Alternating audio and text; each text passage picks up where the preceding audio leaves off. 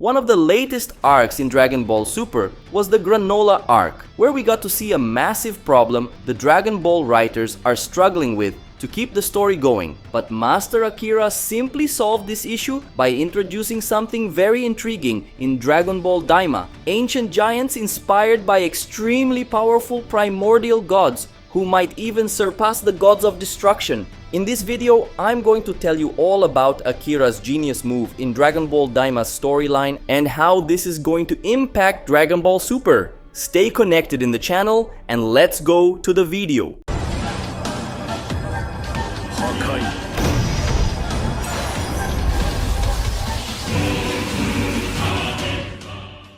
Anyone who's a Dragon Ball fan knows that Dragon Ball Super is on hiatus. There's even going to be a special in the manga, but it's nothing that will make much of a difference to Dragon Ball's storyline. One of the main reasons the Dragon Ball Super manga is on hiatus is probably the release of Dragon Ball Daima, since they likely don't want to take the audience's focus away from this anime. But it's not like Dragon Ball Daima isn't contributing to Super's story. On the contrary, it's actually helping a lot. This anime has revealed some very important information, even clarifying details previously given in DBS, such as the origin of the universes. In other words, despite what many people thought at the beginning of this anime, Dragon Ball Daima is not a standalone story. It has a direct connection to Dragon Ball Super and is already opening up many possibilities for new manga sagas. Well, as I mentioned at the beginning, there's a major issue happening in Dragon Ball Super's writing: the creation of villains.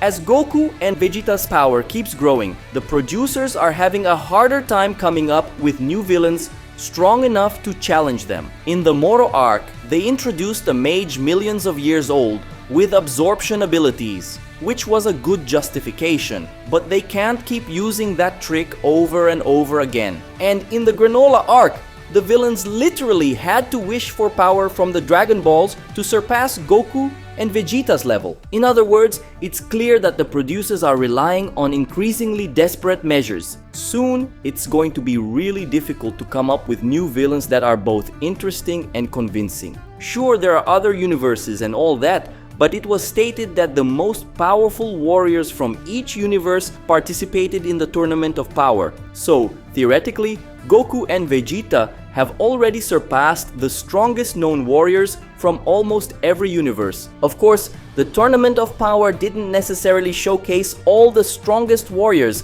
from every universe, since the angels and gods didn't know all the mortals. Even within Universe 7, there were people more capable than some of the characters who participated in the Tournament of Power. But since Shin, BEERUS, and Whis weren't very familiar with the mortals of their own universe, they basically relied on the people from Earth to form the team.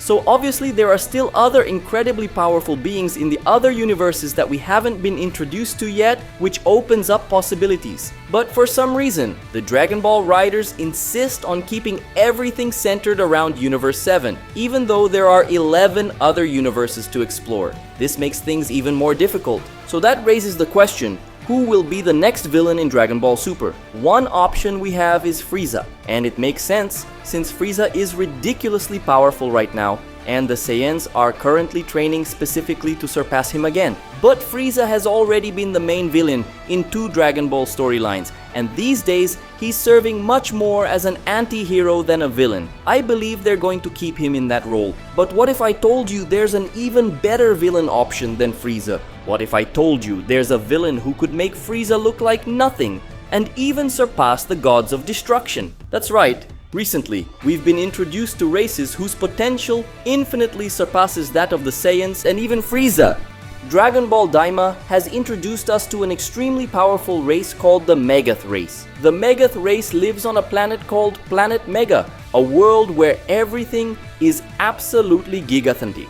And not only are things on this planet big, but the strength and durability of everything that exists there are proportional to their size. Guys, the beings from this planet are so absurdly powerful that even a simple tick from a dog living there is strong enough to give some of the most powerful warriors in the universe a hard time. A mere child from the Megath race was strong enough to give Goku, Piccolo, and Vegeta a ton of trouble together. Can you believe that? A single Megath kid gave 3 of the strongest warriors in Universe 7 a serious challenge. And I know you might argue that Goku, Vegeta, and Piccolo didn't want to seriously hurt the kid, so they held back and didn't use their full power. Look, that's kind of true. They didn't go all out. Goku and Vegeta didn't use their most powerful forms, and Piccolo didn't take off his weighted clothing. But at one point, we saw Goku in Super Saiyan 2 match strength with this Megath child, and he simply lost. And guys, Goku was definitely using real strength in that moment. He was trying to resist but just couldn't. In other words, this kid was physically stronger than Super Saiyan 2 Goku. It looks like Goku made him put in some effort, so maybe if Goku had used Super Saiyan 3, he would have won. But in Super Saiyan 2, he couldn't. This means that this kid's raw strength was superior to a Super Saiyan 2, which also suggests his physical durability was too. If we consider that even the dog from that planet withstood strong attacks from Goku, Vegeta, and Piccolo, then it makes sense that the kid could endure attacks from a Super Saiyan 2. Alright, I think Goku and Vegeta could have beaten this child in Super Saiyan 2 if they fought seriously, but not because they were stronger, just because he was an innocent kid who didn't know how to fight. They would have won due to their experience and resources, like energy attacks and so on. And one really important detail is that this Megath child didn't seem to have any kind of training. He didn't show any ability to control Ki, and he definitely wasn't trained in martial arts. So, an ordinary child with no martial arts skills and no Ki control gave Goku, Vegeta, and Piccolo a huge challenge, even with Goku and Vegeta in Super Saiyan.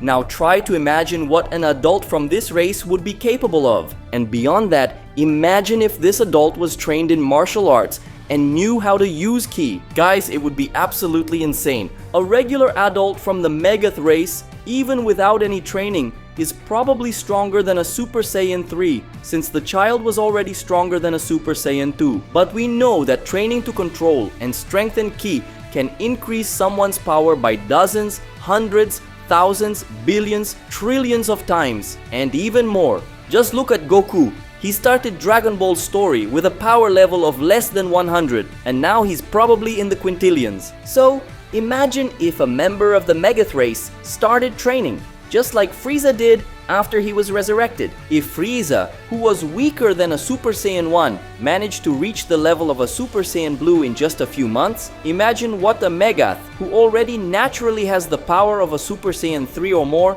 could achieve. Another thing that stands out is that this child, using a simple school ruler, managed to clash against Goku's power pole, which was definitely being reinforced by Super Saiyan power. In other words, even an ordinary object from this planet is incredibly durable. And we're talking about a school ruler, not something designed to be tough. If a simple school ruler is that resistant, imagine an object actually made for combat, like a sword, a shield, or armor. And even more impressive, since this kid clearly doesn't know how to use Ki, he wasn't reinforcing the ruler with energy or anything, the object itself was just extremely tough. From what we can tell, the materials found on planet Megga are far more durable than anything else we've seen across the universes so far. I doubt even the material used for the Tournament of Powers arena was this tough, considering that warriors like Master Roshi were able to damage the arena, which was made of solid material, unlike this kid's ruler.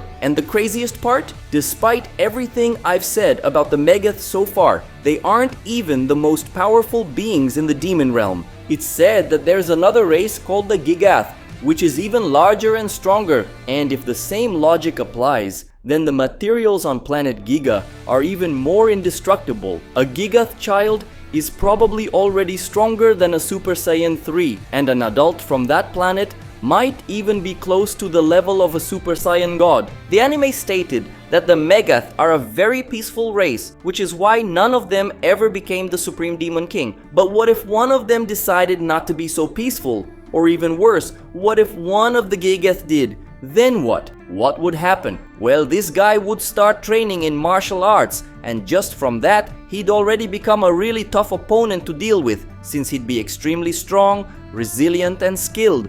But then, this guy would also start training in ki control, and that's when he'd become truly overpowered. A being of this race would definitely be capable of firing insanely massive ki blasts, since the amount of ki and the size of the blasts would naturally match their own size. And if this giant were to use weapons and armor made from materials from his own planet, and on top of that, infused his ki into them, he'd have practically unbreakable equipment. A guy like that could definitely become the new Demon King if he wanted to, and if he were truly evil, this giant could bring absolute chaos to the demon realm. If this giant were to become the Demon King, he might even gain access to the evil third eye, making him even more ridiculously overpowered. If this giant king started wreaking havoc in the demon realm, the friends Goku made there would ask for his help, and then Goku and Vegeta could head to the demon realm to face this giant. If Goku and Vegeta decide to return to the demon realm, this time they could bring Broly and Gohan along, and maybe even Goten and Trunks. They might see this as an opportunity to train them. Of course, they wouldn't know just how powerful the enemy is, since even though they're aware of how strong these giants are, they could believe that now that they've grown much stronger, these giants wouldn't be such a big deal anymore. With that, we could have fights featuring Orange Piccolo, Beast Gohan, Ultra Instinct Goku, and Ultra Ego Vegeta against the Demon King, who would end up defeating all of them. Not necessarily all at once, of course. I really like the idea of this giant not stopping at just the demon realm. After taking down some of the strongest warriors from Universe 7 in his own realm, he might decide to invade and take over Universe 7 itself. If that happens, we'd get even more characters involved in the story. If the demons attack Universe 7, they could eventually make their way to Earth, where we'd get to see other Z warriors stepping up and shining, like the androids, the humans, and so on. And of course, Frieza might want to take down this Demon King, since he's the emperor of the universe and wouldn't want some other guy taking over his domain. So we could see a battle between the Demon Realm's hordes and Frieza's army. That would be awesome. And of course, we'd also get a fight between Black Frieza and the Demon King, which would be absolutely insane. Naturally, I think Frieza would lose, because not only would it be weird for Frieza to be the one to take down the final villain, but I also believe that a well-trained member of the Megga or Giga race, equipped with the evil third eye, would be able to defeat him, even in his black form. And after Frieza's defeat, depending on the direction the saga takes, we might even see a battle between the God of Destruction BEERUS and the Demon King. And honestly guys, I wouldn't find it unreasonable if this giant gave BEERUS a really hard time, or even defeated him. We can see that Saiyans like Goku, Vegeta, and Broly aren't absurdly far from BEERUS anymore. Neither is Frieza. So, a being from the Giga or Megga race, whose potential is ridiculously greater than Frieza's or the Saiyans, if well trained and wielding the evil third eye, might actually be capable of defeating BEERUS. These gigathantic races in Dragon Ball Daima, the Giga and Megga, seem to be inspired by the legendary Titans from Greek mythology. For those who don't know, the Titans were ancient colossal beings that even predated the Olympian gods and were their historical rivals. Greek Titans are depicted as being immensely powerful, capable of threatening the gods themselves. The demon realm has existed since before the universes, and potentially these giant races have existed since before the creation of the universes and the gods of destruction. So it would be really cool to see these ancient giant races threatening the gods in Dragon Ball as well. If BEERUS were also defeated by the Demon King, then we'd finally see what fans have been waiting for: Goku or Vegeta reaching an even higher level, finally surpassing BEERUS and also this villain. Or they could use fusion, and we'd get to see Gogeta or Vegito with the long-awaited transformation that combines Ultra Instinct and Ultra Ego. Tell me that wouldn't be the perfect saga. Of course, a giant enemy would come with some issues, especially in terms of angles and paneling, since constantly drawing such a huge character fighting much smaller ones might not be that interesting. But a possible solution could be for this giant Demon King to use magic or make a wish on the Dragon Balls to shrink in size while keeping his power intact. That way, the issue would be solved. So, That's my idea for a Dragon Ball Super Saga featuring a villain from the Megath or Gigath race, a Titan. I don't know about you, but I'd personally think a saga like this would be absolutely awesome. Leave a comment letting me know what you think of this idea and how you would develop this saga, or comment with your own idea for the next Dragon Ball Super Saga. Who would be the villain and so on. Don't forget to like the video, subscribe to the channel, and share this video. And if you want to support our work while getting some benefits for a very small amount, check out our Patreon. The link is in the video description. That's it, guys. A big hug to you all, and see you in the next video.